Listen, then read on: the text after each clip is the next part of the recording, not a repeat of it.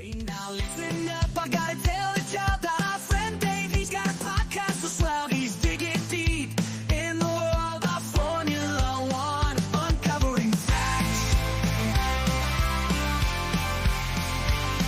From Monaco to Silverstone, he knows them all.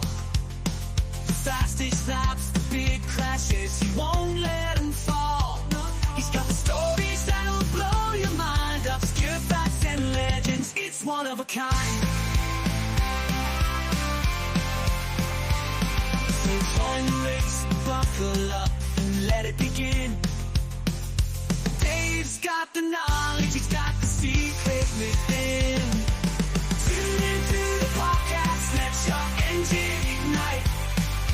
Racing facts unleashed, it's gonna be a wild ride.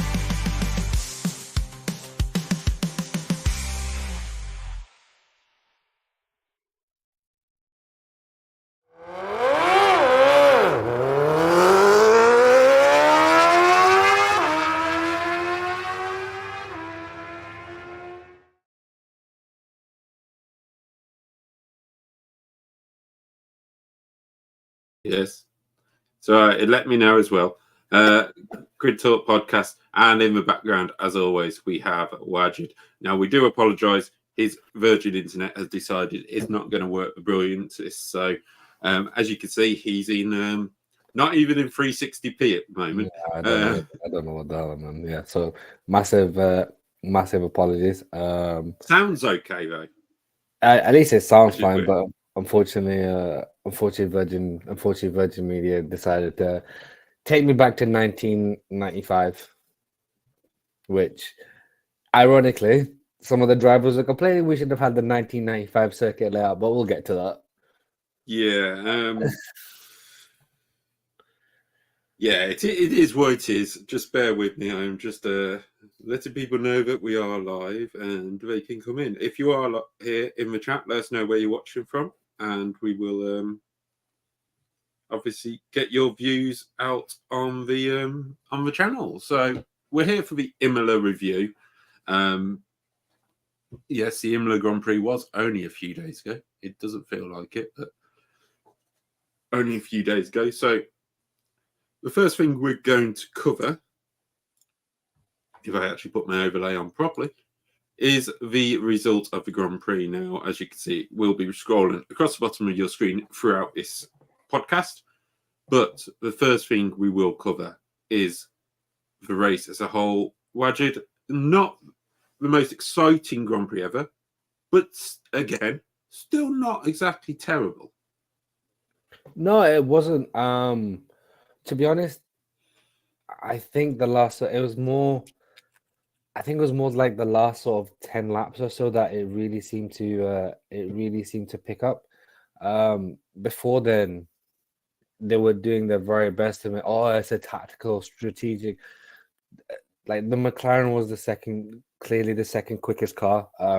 Oscar was just stuck behind Sainz. The Red Bull was the quickest. Ferrari was like, we had sort of, there was like a clear hierarchy at the Grand Prix. For whatever reason, Max's hard tires seemed to fall off a cliff in those last sort of 10 laps, and if the race was slightly longer, Lando probably would have got him. I think the only thing it does show, which I think we're sort of clinging to positivity as Formula One fans at this moment in time, is the Ferrari and the McLaren are a lot closer this year. And if McLaren had brought their B-spec car in Australia, was the first race Australia? Was it Qatar? Yes. Bahrain. I think a few updates came in Australia, but yeah. But if they had this version of their car to start the season, we'd be talking about a genuine title fight. As it is, obviously Max has a fairly comfortable lead at this moment in time. It's more of a hope and see. I think that's the only sort of takeaway we can take from this, that at the end of the regulation, some of the teams have finally got it right. 2026 is going to roll around, and here we go again. Yeah, I mean, they're already discussing the engine regulations for 2030, which seems mad. We haven't even brought in 2026 yet. But Bring back the V10s, V10s, hopefully, V10s or V8s, please. Please. But first thing we'll talk about is the idea that we do, like you just kind of jumped ahead of us, the F1 title battle. I think we've got one now. I honestly do. I know it sounds completely insane to most people and maybe think we won't, but I think that McLaren have one thing to sort out, which we'll get onto a little bit later on because we'll be talking about McLaren's improvements. But Max Verstappen didn't dominate, did struggle for the second race in a row, which we never really saw from Mercedes or anybody like that. But we've got a chance here that, we go to Monaco next. McLaren have gone well there.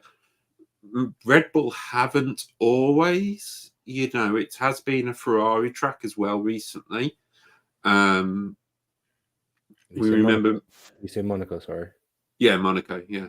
And then going on to, after Monaco, we have Spain. Catalonia. It's Catalonia, yeah. So, that has a bit of a Red Bull circuit.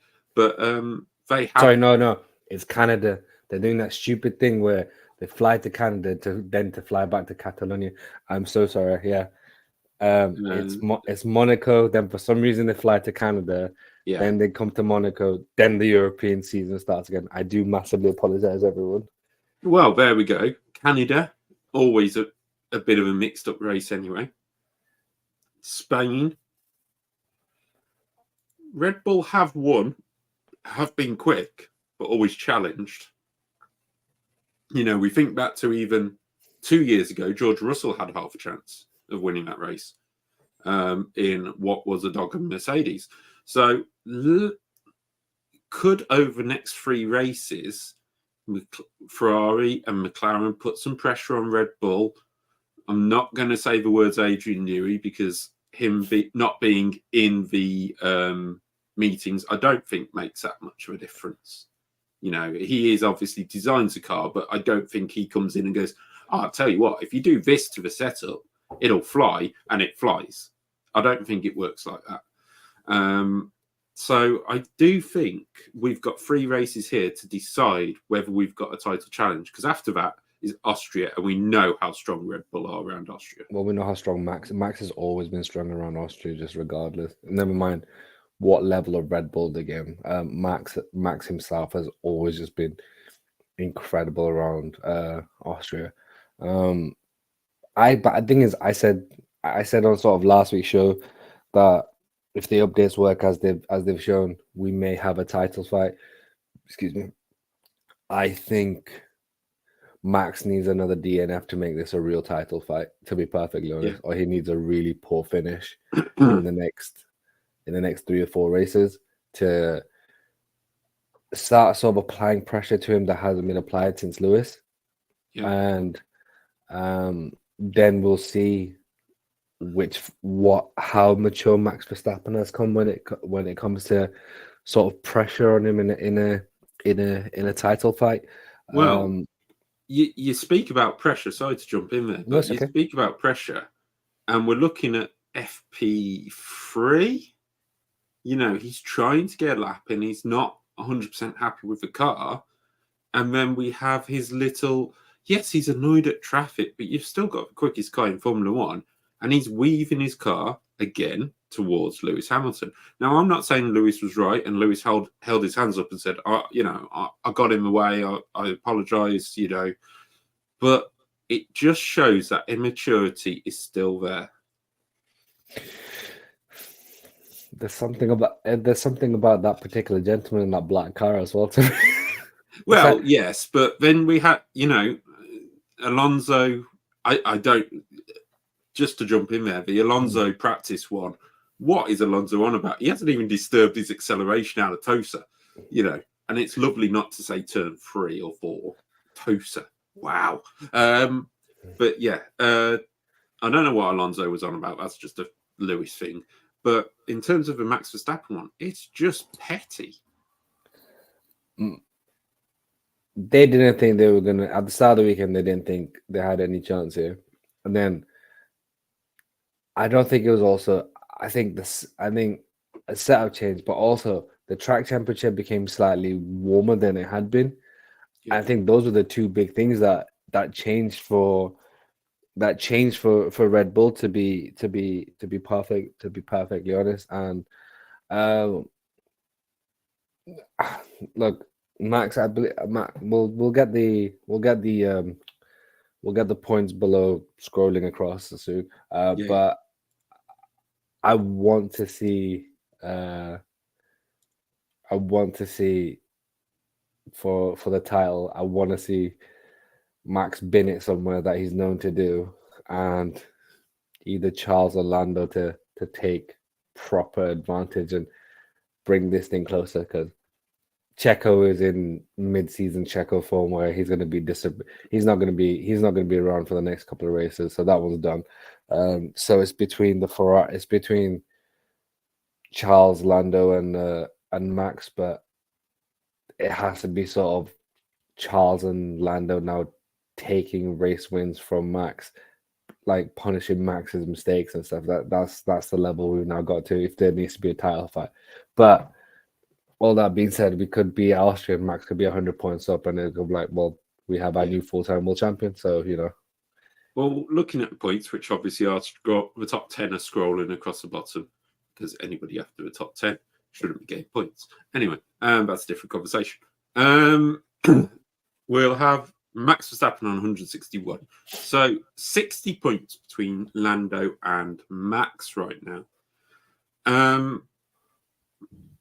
If we have 3 races where Lando wins and Max second, that's 21 points down. So yeah, you're right in terms of Max could just cruise to second place every time and hope that it's not a different winner.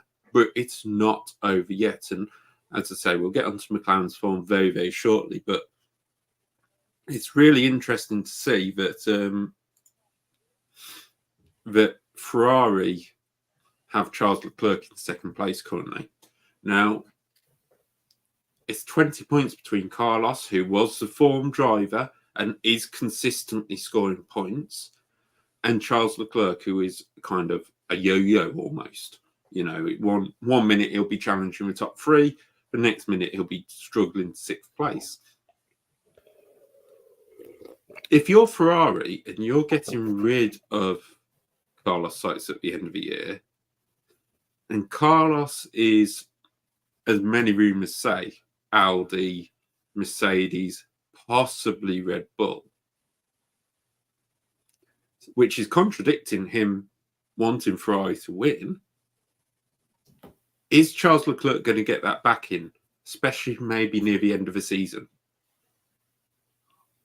Yeah, because Charles is their driver. Charles is the closest thing Ferrari have to a Max, where he's come up through their academy, promoted their driver. He's gonna be the quote unquote team lead next year when Lewis comes in, and also it puts Charles in a different standing as well next year, because it's not Charles and 7-time world champion Lewis Hamilton in the Ferrari next year. It's the reigning world champion and the 7-time world. It's the 7-time world champion. It's a totally different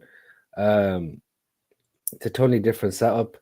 So if Carlos has another bad race next week, then I just think Ferrari are going to back the Leclerc horse, to be honest, because Carlos has been quick and dominant, but to say you're still behind Charles when Charles hasn't been great in the races, it's not the greatest look in the world, is it? Yeah, it's not the best of ways. I mean, if we go to Saudi, Charles did finish 3rd, so that's 16 points off the 20. So he's still behind by about 4 points. So that's the way it kind of looks. So a little bit cloggy here from an old cold. We've got when I was on about Ferrari backing, I was more meaning if you were Carlos Sainz, are you going to back Charles Leclerc? Are you going to be the one who goes? Because we've seen many times, can you let me through? Can we do this? Can we do that? And Ferrari being very reluctant to do so. Can Carlos sort of swallow his pride and go, yes, I'm leaving Ferrari, I'm going to wherever? And can he help Charles out? But in 3 races time, and if he potentially is 100 points behind Max, Charles is still 50 points behind Max, the decision's taken out of his hands. Well, it's not in terms of whether he would fight Charles on the track, and that sort of puts one arm behind Ferrari's back in terms of. But then we know, like, look, Ferrari's like, let's be honest, Ferrari still Ferrari. Ferrari historically have done what they needed to do. If no one knows the famous story of Eddie Irvine in Japan in '99, so Ferrari will do what they need to do. Let's be honest, the prestige isn't the constructors' title. Ferrari do not know none of these. Yes, cool. It was like a constructor, but it's all about the drivers. Well, it's all about the drivers' championship, and if they've got to do what they have to do, then they'll do it. To be perfectly honest, they'll make it a point with Carlos. Excuse me, because that's what I believe Ferrari are capable of. Very true. So we'll see how that goes. Realistically, right now, we could have a title battle per race, but will we have it over the whole season? That will be what we try to find out. But moving on, we can obviously look at the McLaren improvements. Now, McLaren have improved a lot over the last few races. They didn't start the season how they started the last 2 seasons, which was, worse than probably HRT. We had them finishing 8th, 9th. Yeah, but if you remember back in Bahrain, they were struggling to keep themselves ahead of the 19th. Yeah, absolutely. It was absolutely dreadful form by the McLarens, whether they had Oscar or they had. And I will admit, putting a lot of blame on Zach Brown for that, being very not political, very into his advertising and everything like that. Now, I will admit this straight away.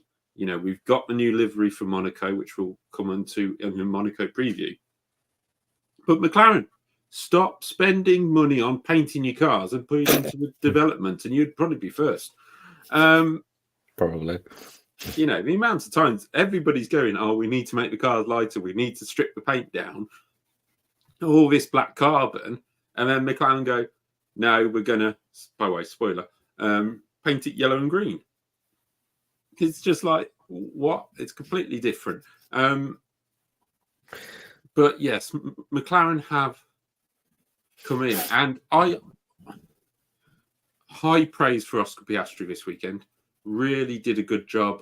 Really did, could he have won the race if he had not got the 3 place penalty and ended up behind the Ferraris? Possibly. He would have pushed Max a lot harder at the start of the race. He was the quickest McLaren in that first then. Yeah. And this is something I want to jump on because it happened in Miami as well. McLaren seem to have 2 drivers, one who can do the first half of the race and one who can do the second half of the race. It does seem to be the way. Lando builds himself into a race, and great for tyre wear. But if he hadn't let himself build into a race, he would have won in Imola. If he had just got on with it, But would he have had the tyre wear at the end? That is a different question. In terms of Oscar, we've seen his issue with tyre wear. We've seen he uses them more. His driving style does. He does seem to be toning it down a touch, but it's not seeming to be enough. He probably should have caught Charles Leclerc, for example. Absolutely. There is that thing that he may have driven his tires off the cliff during that opening second stint on the hard tires, which is why he couldn't get close to him. But and this is going back to the people want the 1995 track layout. If we had a chicane like we used to before the pit straight, you could have had people dive, but you could have had some dive bombs and people making a last ditch attempt to go for a move before the pit straight. There was no reason to get rid of the chicane. I don't know why they got rid of the chicane, and lo and behold, drivers are complaining there's a lack of overtaking. But what do we know as fans? I will add the chicane is technically still there for motorbikes, but it's not physically there. It's made. What do we know? What do we know as fans? Who would have thought a long back straight with a massive DRS system isn't great? Who would have thought? Anyway, I think look, he got the 3 grid. He got the 3 grid penalty. He was very, very close to pole. I think he made a slight mistake in sector 1, which is why he didn't get pole position. I think, unfortunately, I think Oscar's potential problem is that because Lando is a lot further ahead than he is in the championship. McLaren are going to back Lando to the hills if there's any sniff at a title challenge. Understandably. Yeah, understandably. But no, amazing job. Obviously, that upgrade is working very, very well on the McLaren. And now McLaren have got to the point where they can bring specific car components, like specific upgrade components for specific racetracks, like they did, I believe, with the rear wing inlets. At Monza, at San Marino. So yeah, it'll be interesting. I just think Max. I think Max should be very worried if the Ferrari and the McLaren are a lot closer to the Red Bull, because Oscar and Carlos are much more capable teammates than Checo Perez is at this moment in time. Checo Perez is going through his mid-season slump really, really early, and well, it's about the same time because we've got so many races. Oh yeah, of course, yeah. So if I'm Max, I'd start getting very, very worried if the teammates start getting involved as well. Yeah, it's something that McLaren really need to do. Oscar is in his second season. He's doing really well. He's a great team player, absolutely brilliant team player, and we've seen that many a times. So can we see him get involved, get some points scoring from McLaren? I mean, McLaren are on 154 at the moment, Ferrari 212, Red Bull 268. If Ferrari want Oscar Piastri, want to challenge for the constructors or second in the constructors, they're really going to have to get Oscar involved in that race. It is. Do I think McLaren can challenge for his title? I actually kind of think they do. We'll see. The next 2 races are really important. Sorry, next 3 races, like I said before. You've got Monaco, which is a street track. Anything can happen. McLaren like fast-flowing circuits. So what's coming up next? You've got Spain after Canada. Fast-flowing circuit. Canada a bit stop-goey, but lots of chicanes like Imola. You know, could we be looking at 3 on the trot for McLaren and all of a sudden things completely change? Well, we just don't know. So McLaren's improvements are going to be vital to the next 3 races on whether we can. I think Ferraris as well, to be honest. I think we're gonna have. I think if Ferrari, as I said, if Ferrari and McLaren are much closer to, are as close to Red Bull as we think, and Red Bull are sort of like off the. Red Bull last year didn't need to be. Red Bull last year could bring their C game and they'd still win by 30 seconds. This year, if they're off their A game, it's a problem. And let's see what happens in Monaco, because that Red Bull does not look great under the slow it doesn't look great under the slower sections of the track. And let's be honest, Monaco is notorious for being a little slow.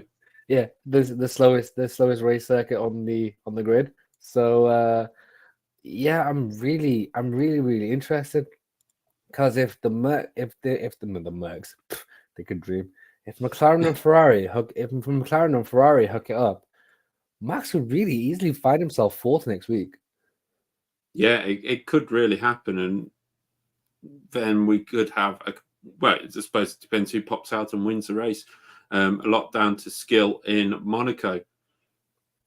Let's talk about the team you said wish to be at the front. We will move on to that one. Mercedes are a lot closer now to I don't know. Are they a lot closer? Ferrari think they are. Lewis Hamilton only finishing 13 seconds off Carlos Sainz. It's an interesting one, because we had the inter-team battle. We talk about this in practically every podcast. George Russell, almost obsessed with beating Lewis, comes out at the end. Really weird. I'm not going to cry over sixth place, but we heard the team radio. He was not happy at coming into the pits. Now the team had said, we've got a gap to Checo. We'll stick you on the soft tyres. You're going to gain a point back because you'll get fastest lap.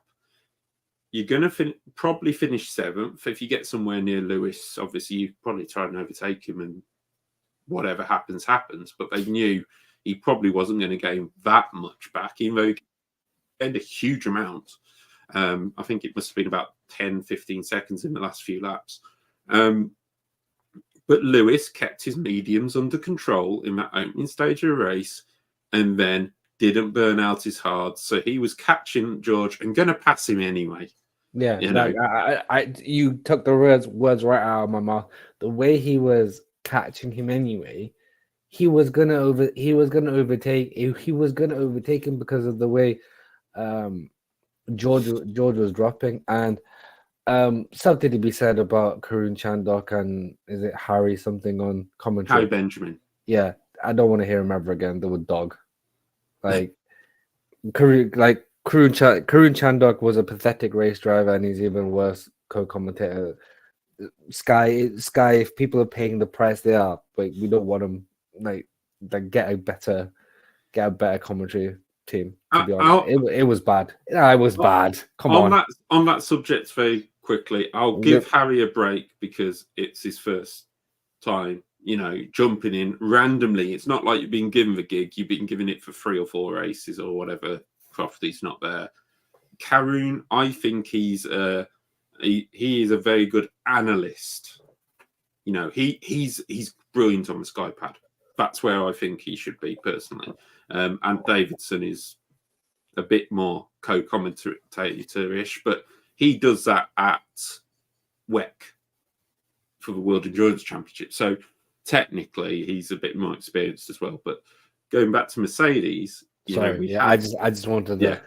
I needed, because I just thought that at times the commentary was unbearable, especially Karun, like you said, analyst, just stick to analyst. You're not a good co-commentator. Anyway, I don't think the Mercedes are much closer, to be honest. It's a very, very short track. Okay, cool. It's an improvement. Last year they were getting lapped here.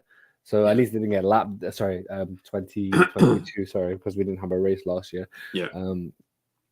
So they were getting lapped in 2022. At least this year, they don't.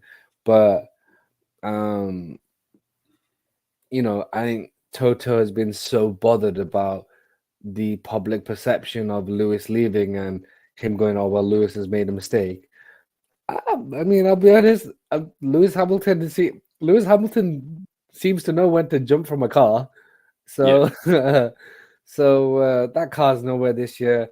Both those McLaren drivers are there for vibes, and you can. Honestly, I also think you can tell Lewis Hamilton does not care if like Lewis Hamilton genuinely does not seem to care this year if George Russell beats him or not. George Russell has this obsession of, well, I want to beat Lewis. I want to beat Lewis. Lewis is like, I'm not competing for a world title. I don't care. I'm just like, Lewis is genuinely here for the vibes. He's just so happy and relaxed in all his post match and all his races. He's got, and it's he Lewis gives me the impression of someone who told Mercedes, we're going down the wrong direction, we're going around the wrong direction. They didn't listen. The chickens have come home to roost. They've reaped the seeds, so whatever sort of phrase you want. And Lewis has just got a big old smile on his face, going, I told you were wrong. I'm not here next year. See that car that's challenging for a race win? That's me next year. Well, this was the thing. George says, I don't want to just lose for no reason. But what I think it was from Mercedes is they've had previous experience of this where George and Lewis are fighting for a position and they just don't give in whichever way. We personally think it's more the George side than the Lewis side, but, there'll be other people who think the other way. Absolutely.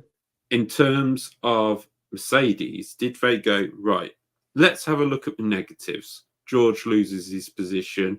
He gets a bit mardy. He's going to finish 7th. Let's look at the positives. Mercedes score an extra point for fastest lap. We don't have two cars together trying to battle for position and possibly lose everything.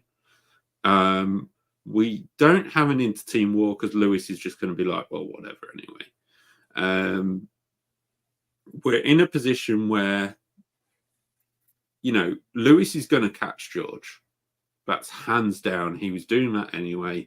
He was going to get there to battle for a position and possibly take it anyway. But then the battle may have brought Perez into a fight if Perez had suddenly found some speed on his tyres because he was bringing them in or something. Not that it turned out he was. He was just slow. And there's so many positives compared to the negatives there for Mercedes that they can take George into the garage. They can put his arm around him in the motorhome and say, look, you lost a point. I think it's a point, is it, in the end, because of the fastest lap? I think, he lost 1 point in the end. He was going to score 8. He scored 7. In the terms of the Drivers' Championship, it makes here nor there. Lewis on 35. George is still ahead by 9 points. An extra point would have put him 8 points behind Oscar Piastri. He's kind of in no man's land because for George Russell to score 9 points in a Grand Prix at the moment is lucky. So it's not like it's going to change over one race. Yes, if George Russell now goes and loses the championship by a point, yes, you could say something about it. But it isn't going to happen. I'm sitting here in a Mercedes t-shirt because I thought I'd better put an F1 t-shirt on for once. And I'll tell you what, it doesn't matter. It's not important. The question is this now the turning point for Mercedes? Is this the turning point where they go, next season, we're not going to stick Nico Antonelli in the car? Or if we are, it's on a 1-year deal, and if he beats George, George is out, and if George beats Kimi, then we've lost nothing. I don't think I don't think so. I think the whole Kimi Antonelli thing was very, very premature at the best, to be honest, because he's not really doing much in F2. I understand his reputation, but you can't stick someone in the car who, at least with, again, going back to Lewis when he was in GP2 or stuff, he won the title. There was a name. He was consistently showing performances that season when McLaren gave him the seat. Yeah, if if the Mercs put Antonelli in the car, I feel like it's a mid-team move. Go to Williams. You've still got that link with James Vowles and you have that relationship with the engine provider. See if you can beat Albon, because if you can't beat Albon or can't get close to Albon, then it's a different conversation before you ever even get in that Merc seat. To be honest, I don't think I genuinely believe that. Sorry, excuse me. There's just something. There's just something in the pit of my stomach that thinks there's going to be a Schumacher on the grid next year. Well, there's a lot of talk about that from the French side of the media, and we'll get into driver transfers in our next bit when we talk about the Monaco preview, because obviously that's more news affected. For Mercedes, though, just very quickly in terms of, is this a turning point of saying, right, George, you need to now step up for the next 18 months. If you don't step up, we're going to drop you. And in 2026, we'll have Kimi Antonelli and we'll possibly have Carlos Sainz. We might have, because he beat you in a battle last year, in 2025. We've got Max Verstappen, who might be available. There's big rumours that he might take a year out and see who's best in 2026. That's which not happening. I personally I think it's agreeable, and this is why, because Max Verstappen has a massive link up with Red Line Racing, which we know from him winning the Nürburgring 24 hours as well as winning the Grand Prix this weekend. But he also has his eyes on doing a GT team. Now, could he go to Le Mans, get the experience, come back to Formula One, do a few more years, whatever? He'd be a 5 times world champion by 2026, possibly. And then start his own GT team while he's finishing off his F1 career, and then go to GTs, work his way through Verstappen Motorsport with Red Line Racing in the hypercar in about 2030, 2031.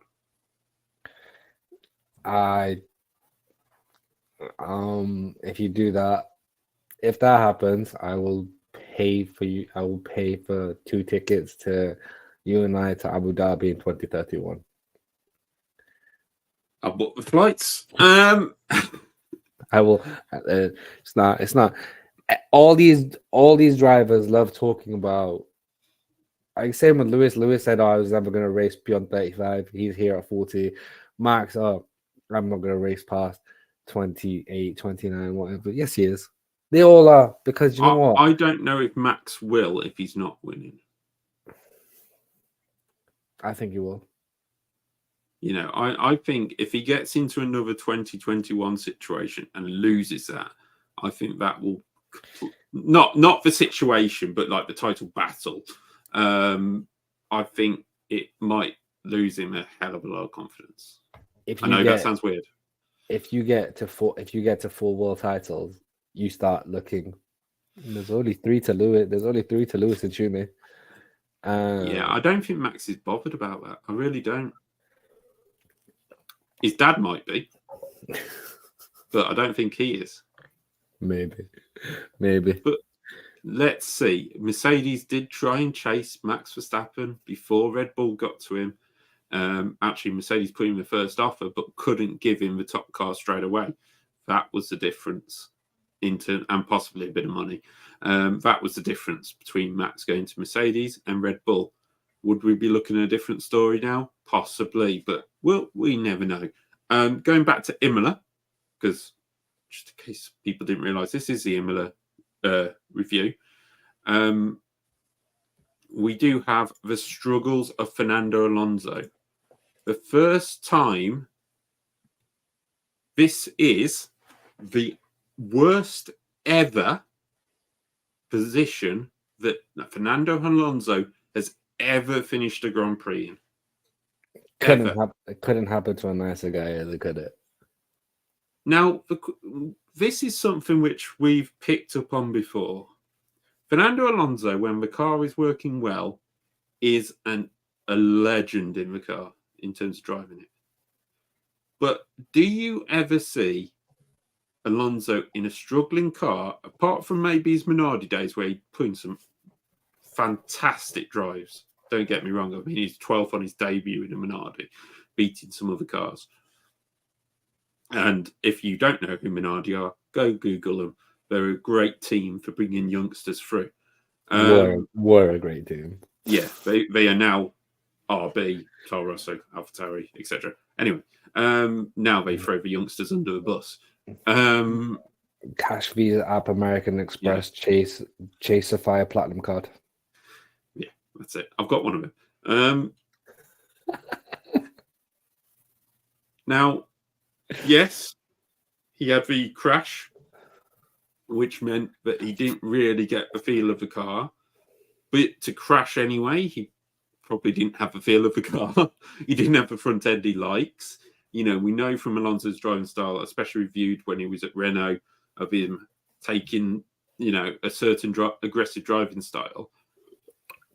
But when Fernando Alonso has a car that just doesn't work, he cannot, for some reason, bring it through the field.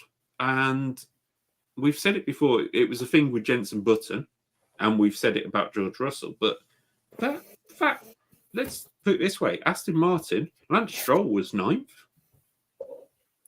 By the way, Lance just moving out of Lewis's way was one of the weirdest things I've ever seen. I'm trying. Oh, yeah, he didn't even fight it, did he? Yeah, as he was coming up to Aqua Minerale. Yeah. He just moved out. He just moved out of the way. I was just like, all right. But then again, we look at the results, and it's got Lance the result he wanted, which was 9th place. So why don't teams do this? You know, we hate it. We hate that kind of racing.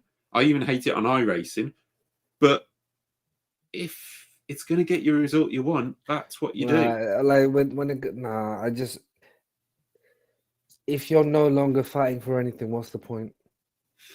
Well, it got him the 9th place. It got him ahead of Yuki Tsunoda, as I knocked something off the side of my board.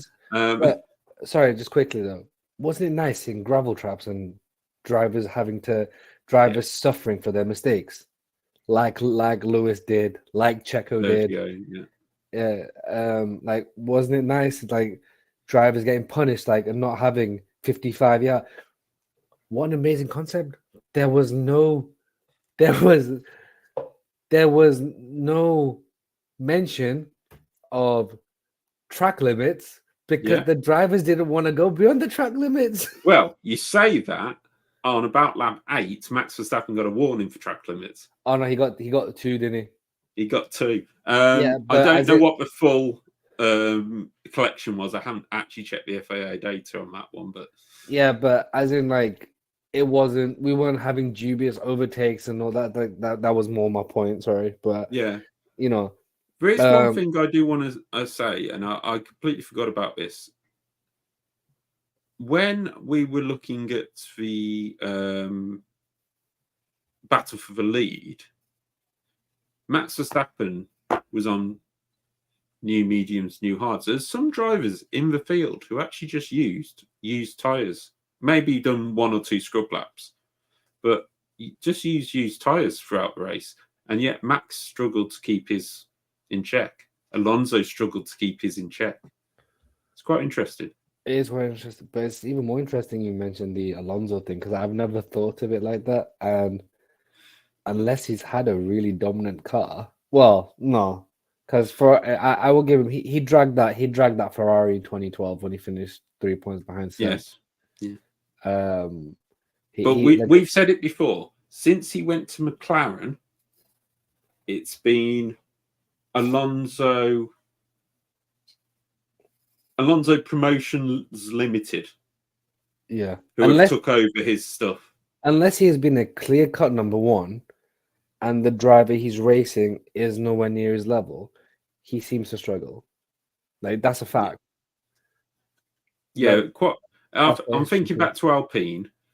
Quite often he was challenged by Ocon. And we've got to say it. And Ocon was the only person that got a win in that Alpine. That was out of the 2. He's the one who got the win. We'll judge where Alonso probably had to avoid a lot of skittles at turn 1, but cool. He held behind Lewis, but that was a Leicester flag. That was a Leicester flag. That was, for all intents and purposes, Yeah. Leicester flag for Ocon. with You, an illegal Sebastian Vettel behind him. yeah, you can't take that. You can't take that away from him. You can't. No. Yeah. I think we're getting very close to the Fernando Alonso disillusion stage, and this Aston Martin relationship that was all happy. I'm happy to be here.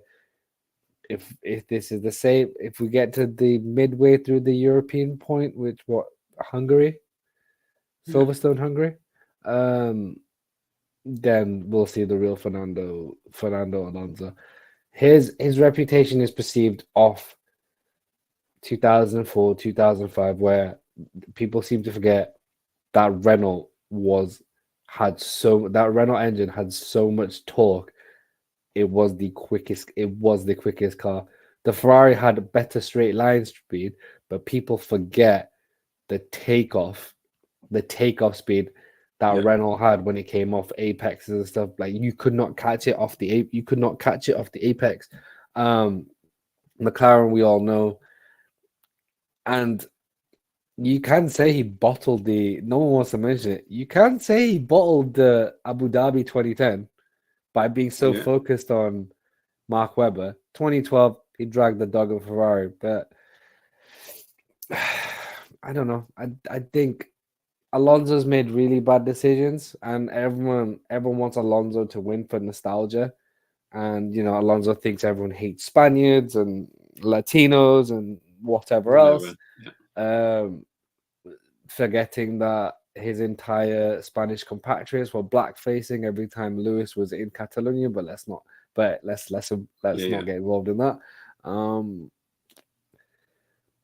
Let's see what happens. I just think this relation. I think we're at that point. I think we're at the antithesis of a typical Fernando Alonso Formula One relationship. And if he burns this bridge, I also sorry, I know I'm waffling, but I also think Fernando's being very, very careful as well. Because if he burns this bridge, there's nowhere for Fernando to go. Yeah, it's very strange that everybody jumps on Fernando when Mercedes are looking for a new driver. Alonso's driving really well, and then all of a sudden he kind of gets forgotten about. He's backed down the field quite a bit.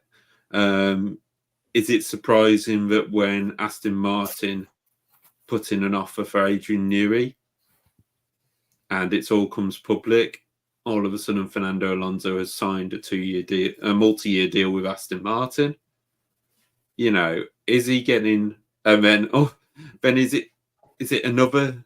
Am I putting 2 and 2 together and getting for 6? If I say Adrian Newey comes out after Alonso's multi-year deal and says, "I don't want to go to Aston Martin," it all just slowly adds up. And it could be conspiracies, don't get me wrong. It could be coincidence. But it is kind of strange that it all happens at the same time.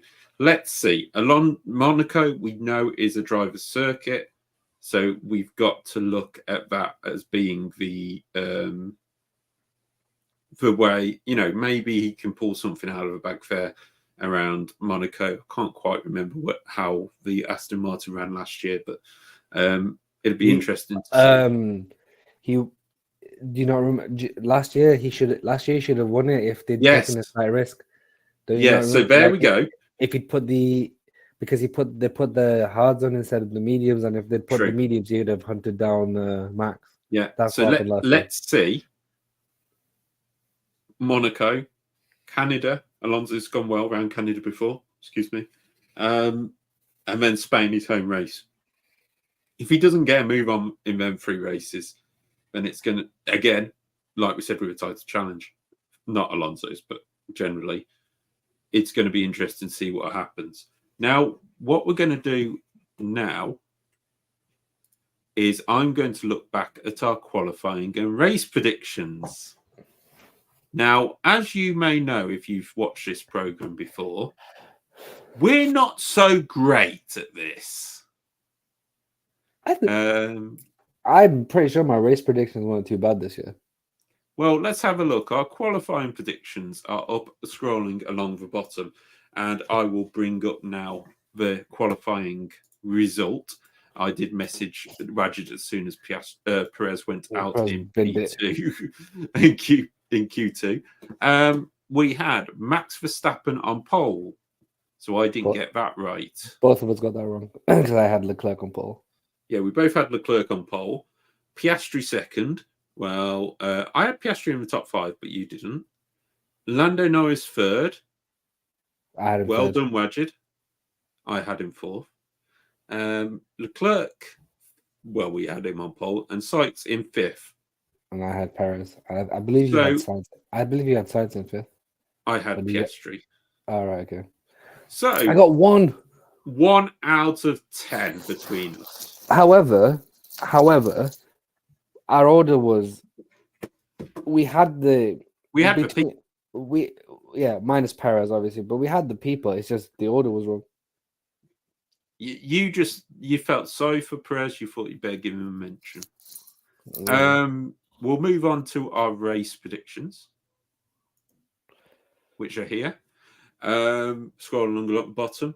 Obviously, Max Verstappen won, which means Wajid was right. I put Norris as the winner. Yeah, it could have been. Give it another lap. Could have been. Well, actually, I think it would have taken a few more laps because I think Max was doing really well using his battery to keep that gap coming down as slow as he did, basically. Lando second. Neither of us had that. I had Charlie Leclerc. Charles Leclerc third. Thanks, Perez. I'll take it. Thanks, Perez. Piastri in fourth. I had Perez. You had Sainz. And fifth, Carlos Sainz. I had Lando. I had Daniel Ricciardo. How did that go for you? Hey, he wasn't that far. He was driving all right. You know, we haven't mentioned this yet. This conversation needs to be had, by the way. Yuki Tsunoda is kicking Daniel Ricciardo's ass at the moment. We will have this conversation now because I know that everybody was going to jump on this and say, yeah, he was absolutely whooped. Sorry, everybody, it's my keyboard tray banging against. Everybody will say he was absolutely whooped, but in every practice session, every qualifying session, every race session, Ricciardo wasn't that far behind. And they're both lapped in the race. I don't think the gap was too much different. But 13th for Daniel Ricciardo. Only the 2 Hasses in between. Possibly could have... He got stuck in a bit of traffic because he was one of the first ones to pit with a hard tyre to try and make that jump, which he did, but then making the progress afterwards didn't quite happen for him. The poor qualifying let Ricciardo down, in my opinion. And I think, actually, let me just check where he did qualify. Sorry, I say poor qualifying. He qualified 9th. Okay, there goes my argument.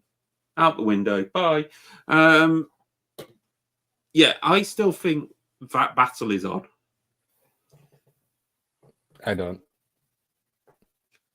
Because I honestly partly think that neither of them are in that car next year.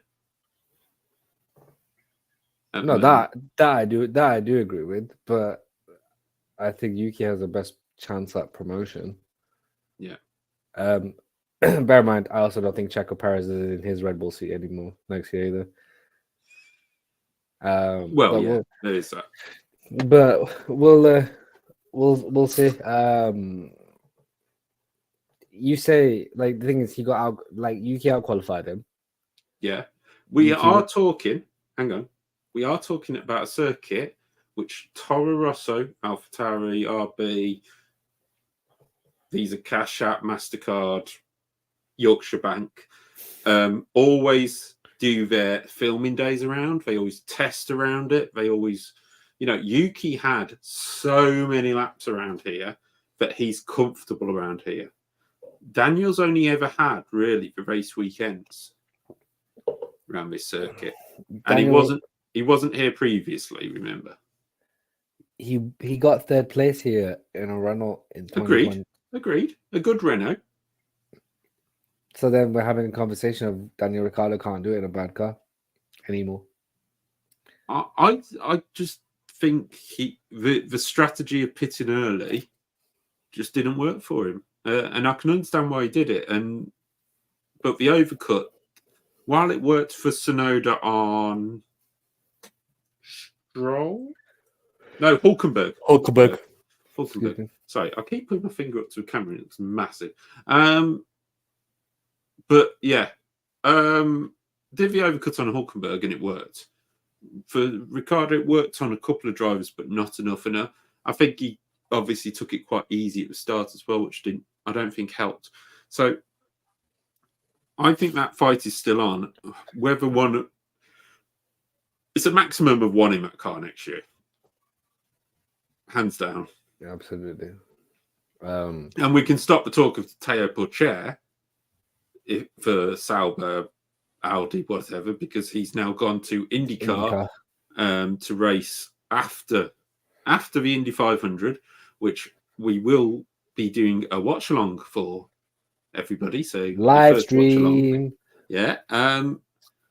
But he's gone to replace David Malukas, who's lost his drive due to injury, and this weekend it's Callum Ilott in the car, who again in a privateer Porsche went and won the Spa 6 hours. 6 hours. 6 hours that became an 8 hour because of the red flag. But well played, Weck, for finishing the race. And the Brits, Callum Ilott and Will Stevens coming out on top, which may not have happened without the red flag, but you take your hits. We'll ignore that, don't worry. Yeah. He's British until he doesn't win. But yeah, so that was our review of the Imola Grand Prix. Now, if you stay with us, we're going to do a quick preview to Monaco, and then we'll be splitting it on a video. So bear with me on that. But we're going to go straight into it because I've got a therapist appointment in about an hour. So we're not going to keep you for much longer. So we will be swapping straight onto that. I've just got to find my boxes for it. So I'm going to make a marker there. Actually, I am going to put a Be Right Back screen up, and we will be right back after this. If I've got my Be Right Back. There we go.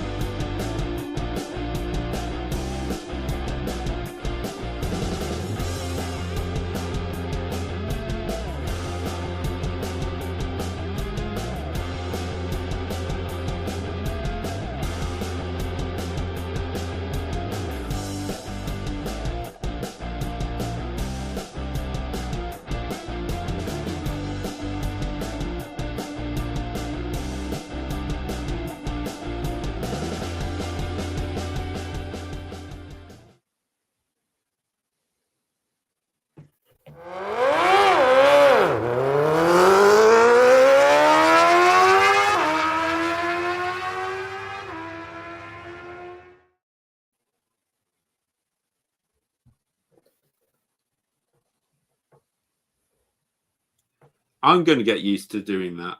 Hello, everybody, and welcome to the Grid Talk podcast. This is the Monaco Grand Prix preview. We've just done a review for the Imola Grand Prix, Emilia Romagna Grand Prix. It's much easier to say this one because it is the Monaco Grand Prix. There's no ifs and buts about it. And as always, I am joined by Wajid for our preview. Wajid, how are you? I'm good. How are you, my friend? Yeah, it's like we haven't spoken like 2 minutes. For everybody who hasn't You know what seen, they say. This is makes the heart grow fond. yeah. The 2 minute, well, it wasn't even 2 minutes. Below, you can see the championship scores. So that will keep you up to date with both drivers and constructors championship while we talk about Monaco. And first up, we're going to talk about the news. We need to get a little segment thing for that. We're going to talk about driver transfers, I think, this season. We should probably do a much bigger video on all of this, but a lot of rumours come out over the last few days. First up, though, in driver transfers, is not a driver. Formula One have released Pat Simmons, who helped come up with all of these rules and design the car, etc., with Ross Brawn, from his role with Formula One to sign for a Formula One team.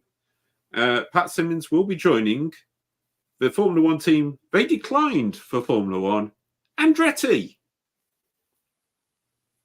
What? Making it. I was in my head. I was thinking, doesn't Pat Simmons have a lifetime ban? But I forgot that was Flavio Briatore. No, that was Flavio. Pat was involved, but you know, bygones be bygones. It's not bygones. Felipe can go sue him. Bygones be bygones. He cheated. He shouldn't have been anywhere near the sport. And look what his brain power with Ross Brawn has done to this current incarnation of Formula One. Whatever. I don't like Pat Simmons. To be perfectly, I don't like Pat Simmons. To be perfectly honest. Okay, but taking the personal side, he's with a team. He's with a team that he's declined.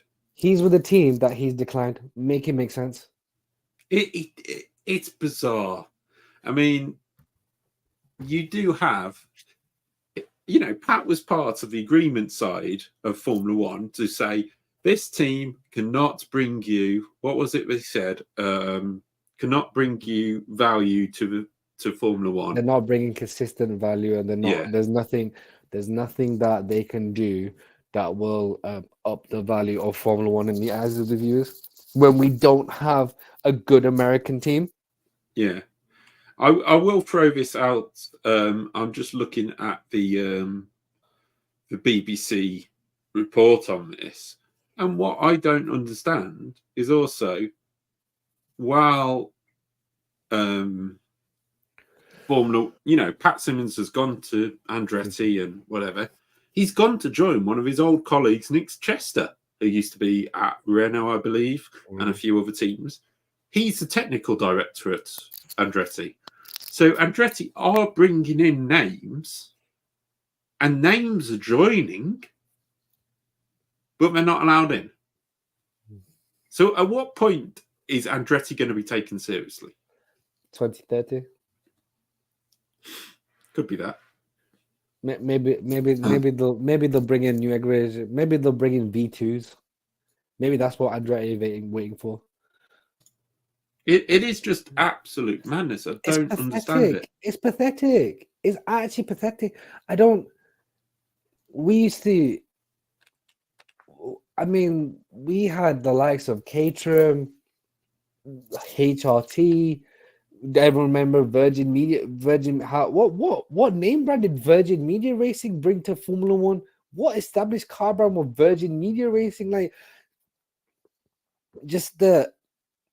I think I said this on a stream last year, but I've been like firm on this stance. Why are you allowing the people who compete in the sport to make the rules and have a choice in who participates in the sport? It makes no. Formula One is the only sport in the world. Formula One is the only sport in the world where the people competing in the sport have a bigger say in the sport than the people who make the rules of the sport. And do you imagine, like, going, obviously, because football is generally the easiest sort of comparison, but like,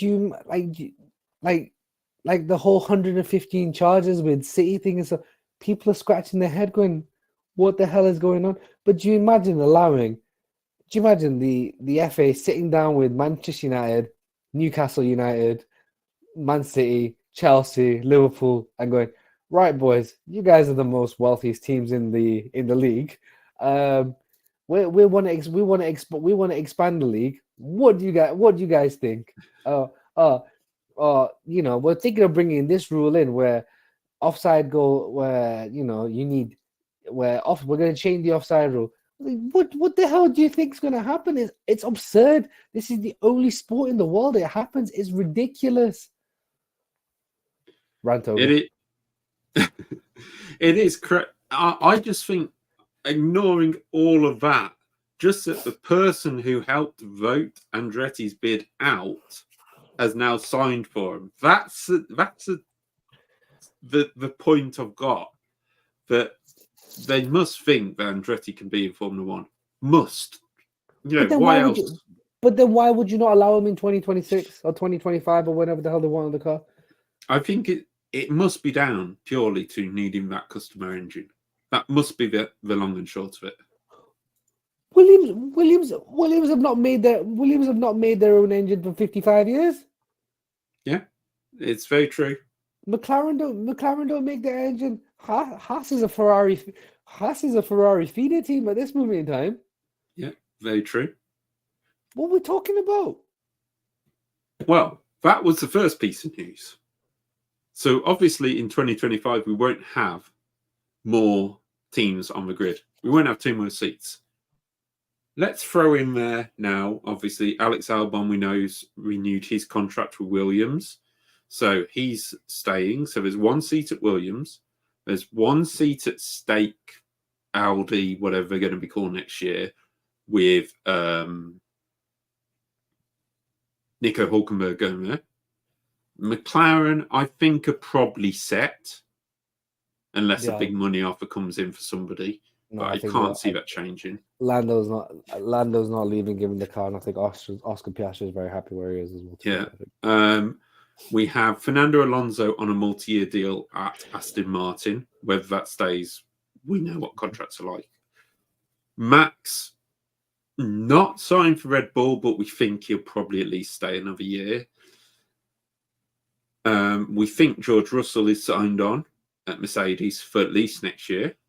And at Ferrari, we have multi-year deals for Lewis and Charles. So without throwing it in there too much, Carlos Sainz and Valtteri Bottas seem to be 2 names which are high on everybody's list. Let's start with Carlos Sainz because he's the main man. Red Bull, Mercedes, Stake, and apparently Williams, which I can't quite see. They're the 4 main teams which we could see Carlos Sainz at. Which ones would you say is the logical choice for probably Carlos Sainz? Probably the Stake turning to Audi. I think the way Toto Wolff has twerked for Max Verstappen like he's a lady of the night. If anyone takes that Mercedes seat, anyone not named Max Verstappen, you're the second choice. In my opinion, I don't see him going back to. The only way I see him going to Red Bull is if there's 2 vacant seats and Max is no longer at the team. So I'm going to go for the basis that Max is still at Red Bull. I don't think he's going to go to Red Bull because I still think Carlos feels he was slighted when they were teammates. Yeah. Because he was, I think, to be honest, he at that time he was better than Max was. I know Max was very, very young, youngest person to ever get SPN and that.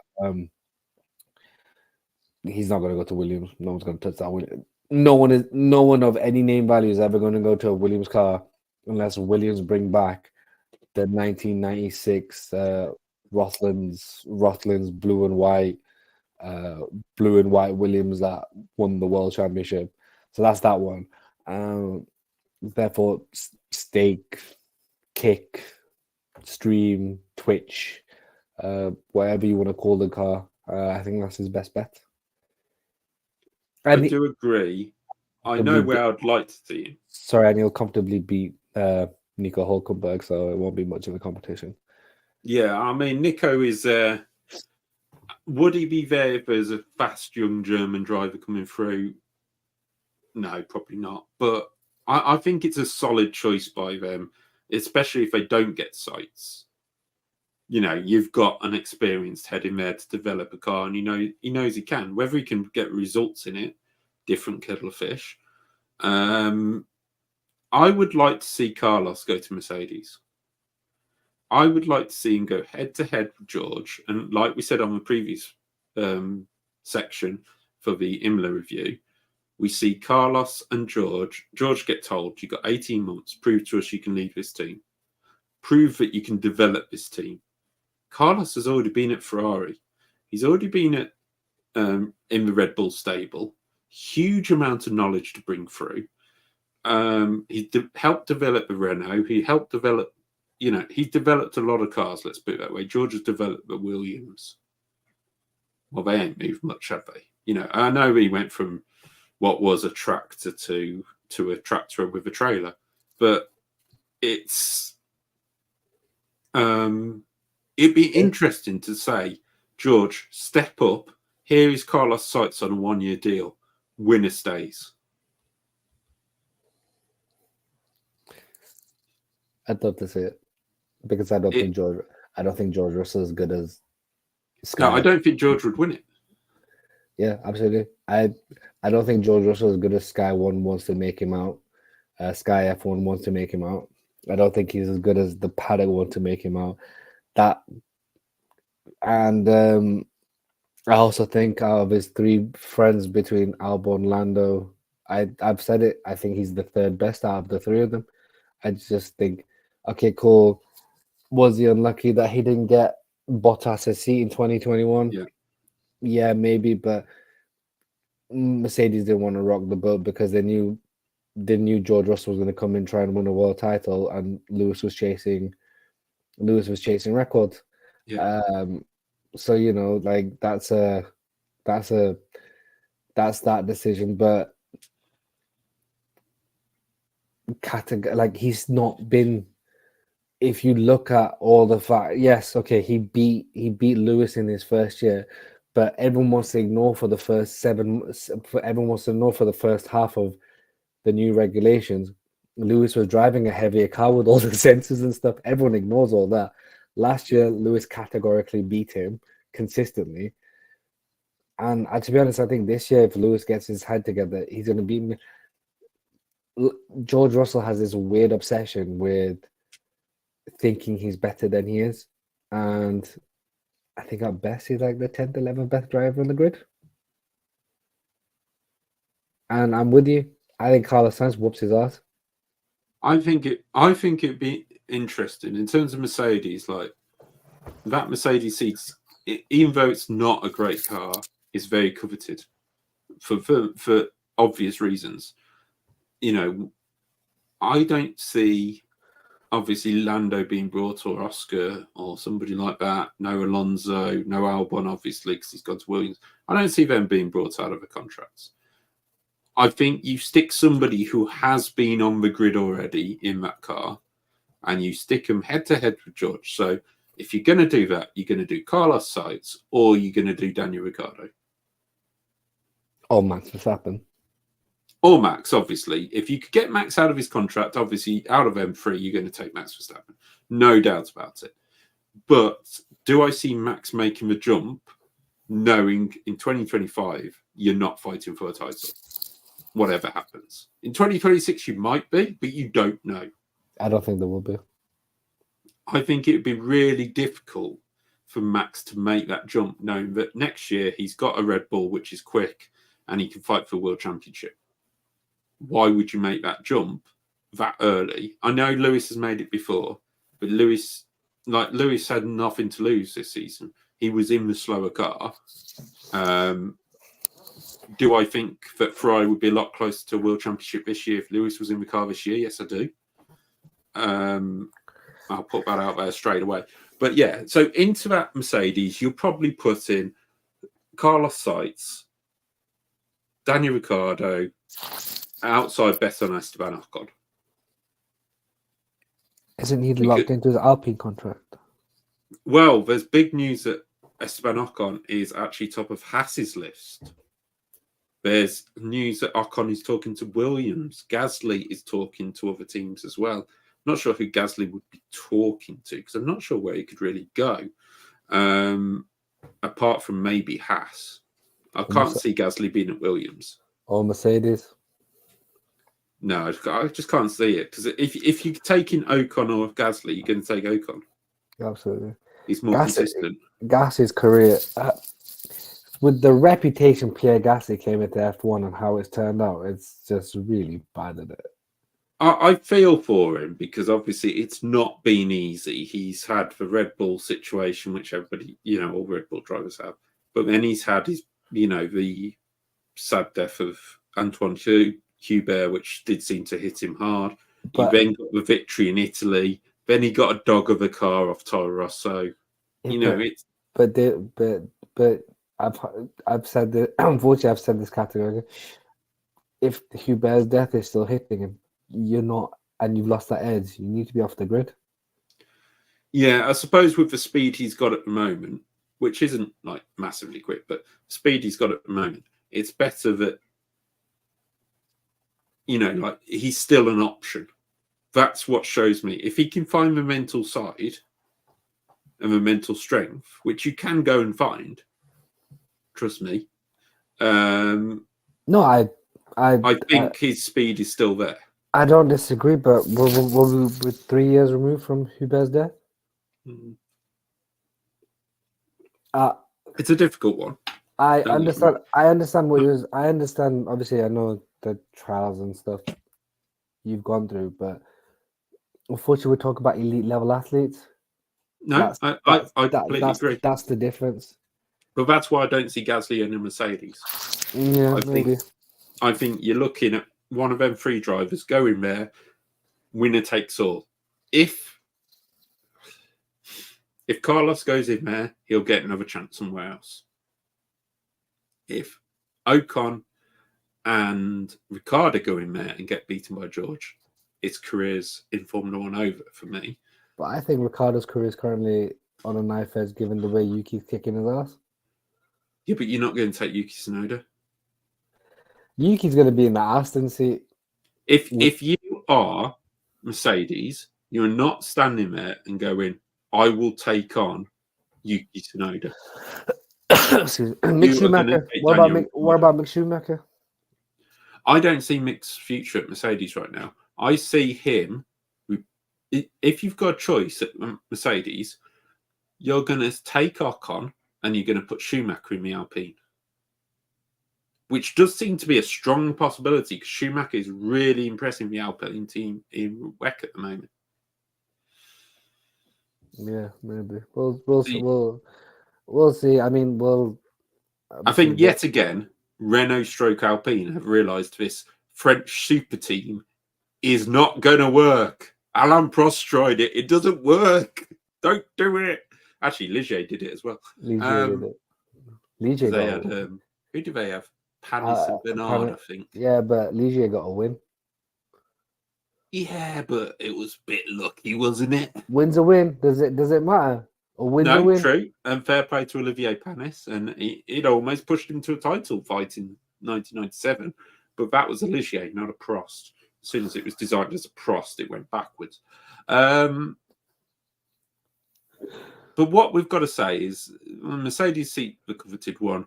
Perez, we just really don't know what's going to happen there. I think he's obviously gone. I think he's gone. If he is gone, then you're looking. You could say he's gone, but then Red Bull, if they continue winning the Constructors' Championship just with Verstappen's points anyway, they continue winning the Drivers' Championship. What does it matter what Perez is doing? Could say it that way. Yeah, but it's not had to bother them because there's only ever been, because aside from 2021, and bear in mind if if things go the way they did, I'm not going to mention the faithful syllables. The next 2 seasons, no one's been close to them. Now we're in a season again where it looks like McLaren and Ferrari are very close to Red Yeah. Bull. It's a different conversation. It's a different conversation if like Checo struggled. Checo struggled in Imola. I really struggled. He was on the alternative option. He made a big mistake outside of one of the Ravazzas. But was it Ravazza Yeah. one? Yeah. And then he got nowhere on the mediums. Absolutely nowhere. And your teammate is winning. Your teammate is winning the race. Like Checo can't go through this when there's a potential title fight and constructors title fight. If it's a bad season this season, Checo Perez is not in that car. Well, we'll soon find out, won't we? But I think that's enough. We'll There's we'll one more person very quickly. Go on. Valtteri Bottas. He's come up very He's recently. gone. He's gone. He seems to be. It seems that Sauber are going to lose both their drivers, but there is big rumours of a Williams return for Valtteri Bottas. I don't think it's the most stupidest idea. I think Valtteri's got the state to this Kimi stage where he just doesn't care. And But if you put Valtteri in that Williams, or you've got a choice of another, and you're trying to develop the team, remember? Yeah, you put Valtteri in. He's a good, cheap option. You put Valtteri in. However, I also think there's an Austrian German who's going to have a bigger say in who gets that second seat than we like to believe. And I believe if he has his choice, he's going to put another Finnish driver in. Another Finnish driver. Sorry, I got Antonelli's. I was about to say. I got Antonelli's nationality wrong. Sorry. I was going to say, is Mika Salo returning? Yeah. Mika Hakkinen is returning. Well, he has actually admitted that his sabbatical is over. So hopefully that's ended the Mika Hakkinen rumours for quite a few years. But moving on, we're going to be looking at the prediction. Sorry, not the predictions. Let's go to the history of the Monaco Grand Prix. Now, obviously, we haven't got 6 hours. Monaco has been, has been on the calendar for many a year. Obviously, first held in 1929. So even before the Grand Prix was officially a Grand Prix, Formula One, whatever you get to call it. Held the Grand Prix 80 times, 78 laps around the 2.074 mile circuit. Traditionally held on the same day as the Indy 500. So we will be seeing it this weekend as well as the Indy 500. Whether we do a watch along for Monaco, we'll just have to see on that one. Depends what I'm doing. But there's been so many changes to this circuit over the years, but the standard layout stays the same. We still got the Grand Hotel hairpin. I'm sorry, it's Lowe's hairpin to me. We've still got Mirabeau. We've still got Casino Square, Massenet, Beau Rivage, Saint-Devote. Rascasse has changed a little bit over the years, so has the swimming pool. We've had the Tobacco Corner there for years, Tunnel, Portier. So there's been so many things over the years that we can throw in there. Just a quick hello to Jimmy Jazz in the chat. Thank you for joining us. The Monaco Grand Prix, historic, controversial on whether it should be on here. Ayrton Senna with the most wins as a driver, that's 6. McLaren with the most as a team, that's 15. And last year we had a bit of a mixed up result with Max Verstappen taking victory from Fernando Alonso and Esteban Ocon in the Alpine taking the first podium of the season for Alpine. And the fastest lap actually went to Lewis Hamilton in the Mercedes. last year. So love it or hate it, Monaco Grand Prix is on the calendar. It's a Marmite track. Which side do you sit on, Wedged? Get rid of it. Oh, that's good because I like it. So we can have this discussion. That That wasn't planned. No, that wasn't planned. I don't care about when the cars were smaller, sort of a la 2007, 2008. You had overtaking. Now, I understand. Oh well, qualifying is 90% and all that. It doesn't work in. It doesn't.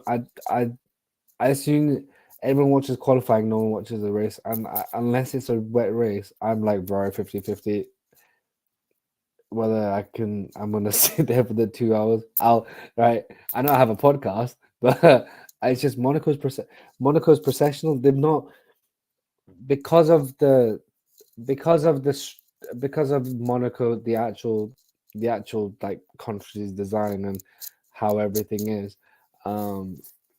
I've seen how narrow everything is. I've seen all the flats towering over everything. Like there's really, unless they're gonna start reclaiming bits of the sea, you really can't do much to the track. But it's just so.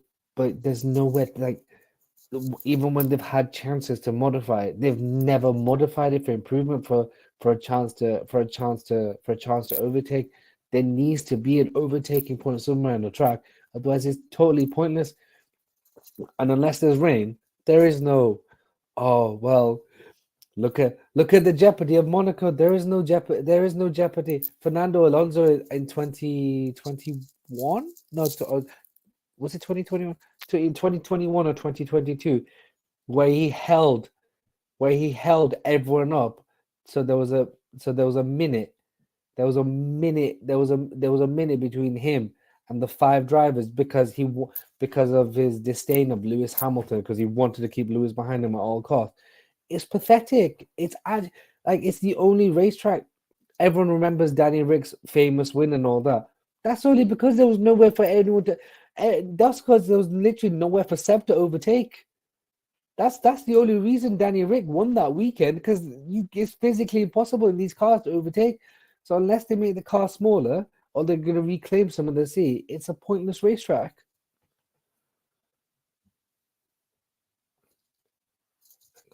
I can't hear you, mate. Yeah, that's because I was stupid enough to mute myself again. My other side of it is I love the challenge of Monaco. This is one thing which people don't quite, we get because we watched historic Grand Prix. People who haven't watched Grand Prix where you might end up in the gravel, or you might have big V10 explosions on your engine, or reliability's poor, the jeopardy of a race where anything could happen. We watch back to Miami.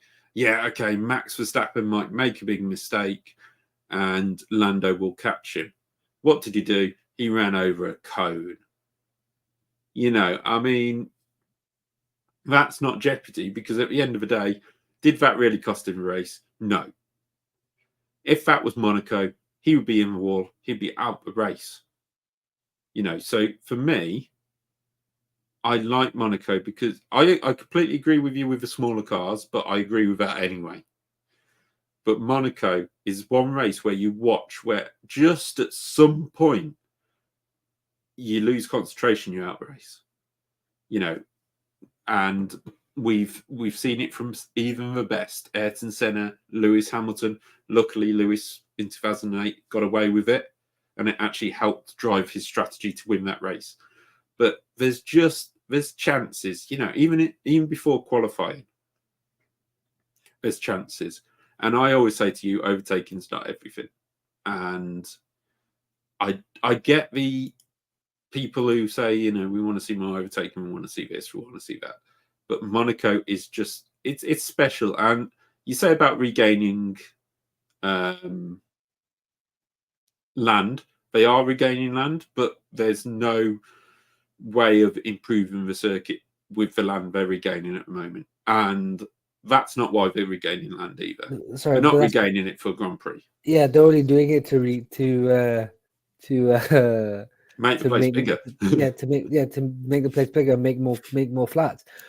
I'm with you on the whole. I'm with you on the whole. Overtaking doesn't make a race about. Absolutely doesn't. But on a racetrack, you need one place to overtake. Yeah. You do. Like I I understand the sentiment, but like ultimately, you like I will stand by that. There needs to be at least one point on a racetrack where you can have an overtake maneuver. These cars are so big and so wide. You put the car in the middle of the track. There's no way for the car to go around the car around the car because of how because of how tight the chicane becomes when you go out from the tunnel and you take the left and right. The driver on the inside is always always 9 times out of 10 gonna be ahead, and they don't do anything when the driver on the outside cuts across the chicane anyway because they know it's the lack of space.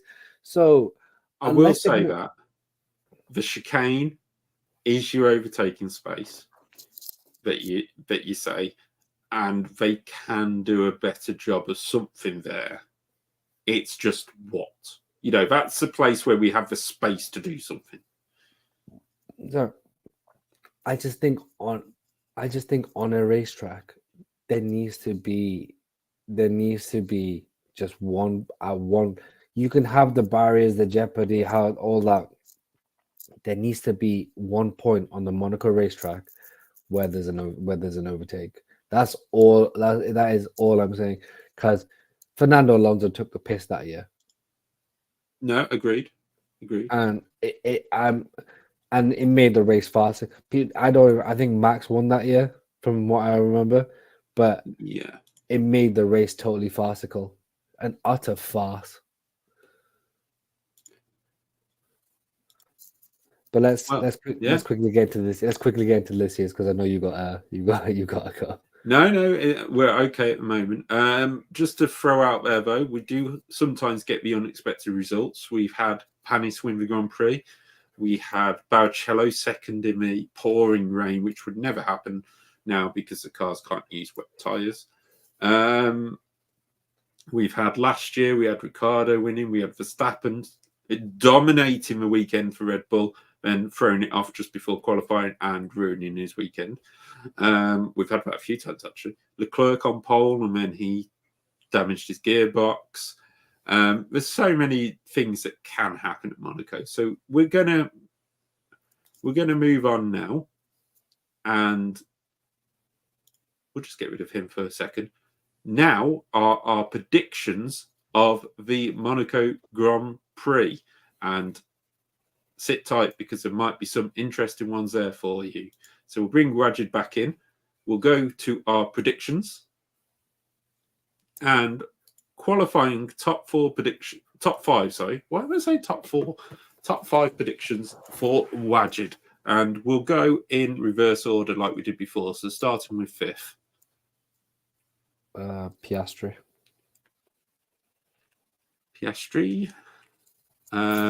And then in fourth.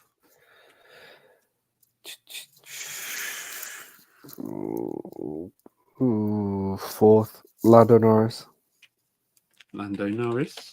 Third, Lewis Hamilton. Okay. Second, Max Verstappen. And first, Charlie Leclerc. Okay, interesting. I will go for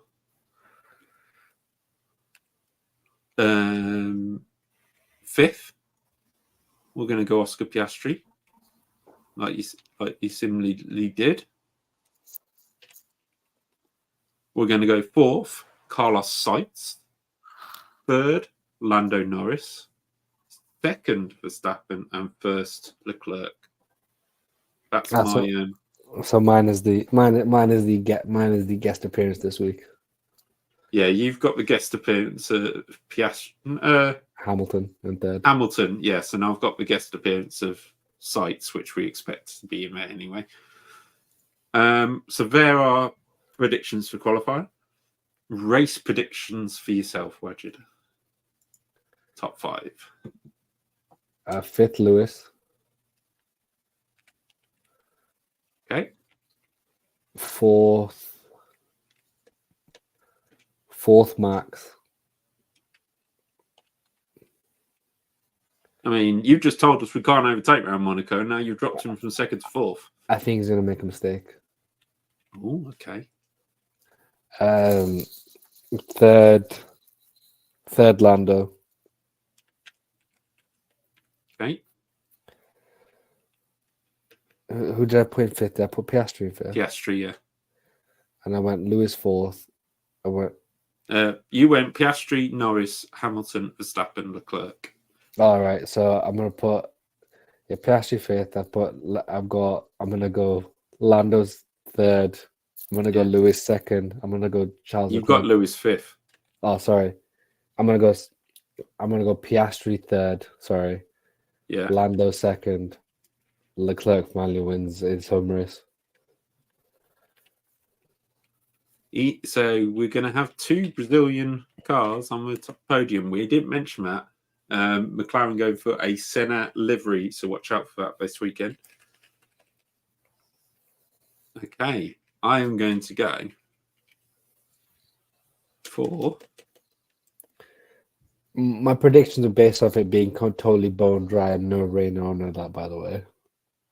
No, you can't start jumping ahead now. You've made your decision. I should have checked what the weather's going to be in Monaco this week. Yeah, possibly, but no, you've jumped ahead now. That is it. I am going to go for 5th for Alonso.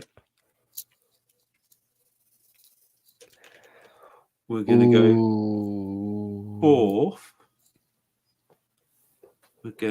I've just got to look at my qualifying prediction now and remember where people may have come from. 4th, Piastri, just missing out on that podium again. We're going to go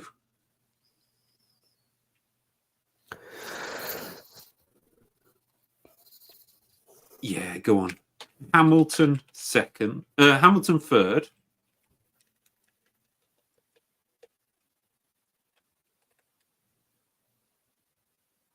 I'm going to stop there. And I'm just going to press the banner. So Wadges has gone Hamilton, Verstappen, Piastri, Norris, and Leclerc with hang on, that doesn't make sense, does it?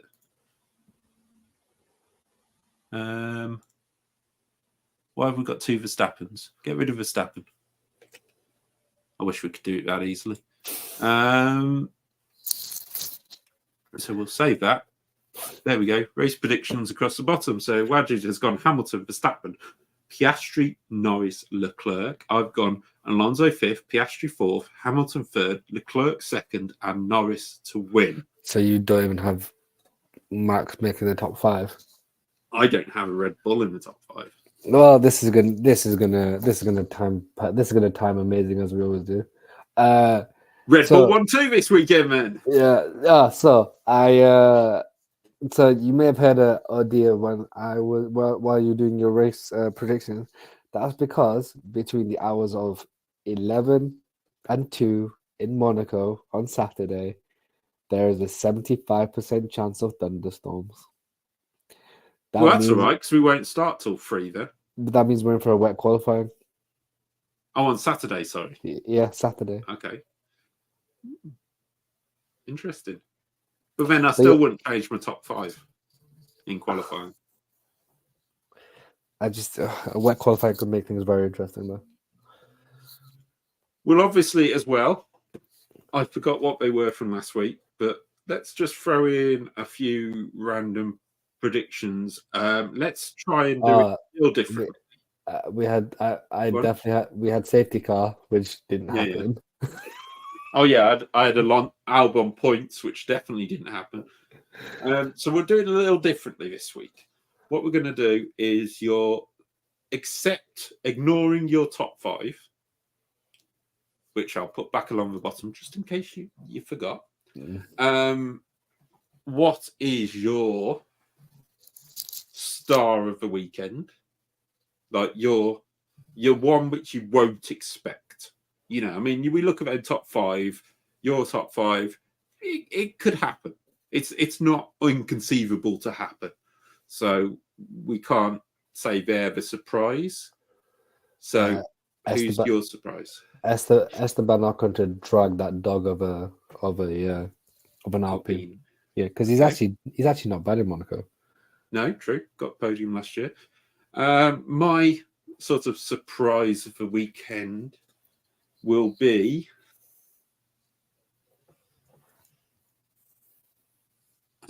where did he finish last year before I say anything? It's good that the teams didn't really change this year because you can just flick across, can't you, to last year? Makes it a lot easier. I'm going to go for points for Valtteri Bottas. Fair, I can see that happening. You know, and let's go for and a lot of people would call it the flop of the weekend. I'm going to call it Checo Perez. That's all right.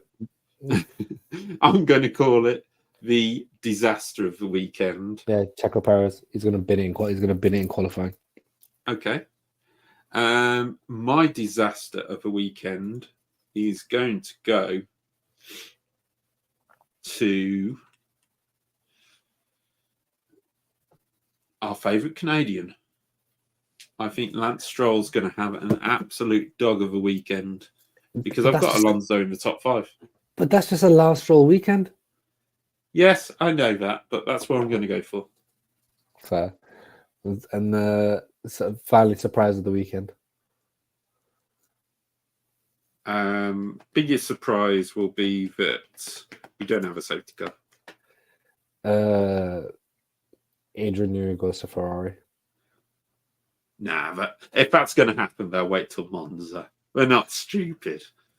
I guarantee the Lewis announcement was planned for Monza. Maybe. But yeah, no, that's I think that's it for our predictions for the Monaco Grand Prix this weekend.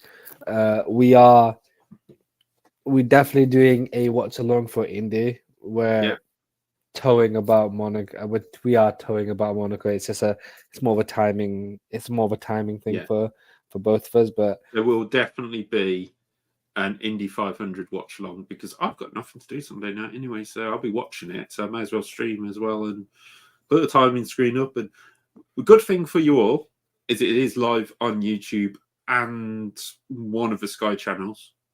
It's on Sky F1 anyway, but I think it's on another channel if you haven't got Sky Sports. We can figure that out later. But yeah, we will let you know where you can watch along with us, which will be on Twitch and YouTube, and then you can have another screen with the racing on. Wajid, thank you for joining us. We're going to have to cut this short now because I've got a bloke about to knock at the door. True. I don't think we'll be going outside. It's tipping it down here. I don't know about you, but it's tipping it down. Yeah, it's tipping it here as well. But thank you for joining us for this preview and review. And thank you, everybody, for joining us in the chat. And we will be heading straight off because we don't really have time to hang around and raid. So goodbye, and we'll see you very, very shortly.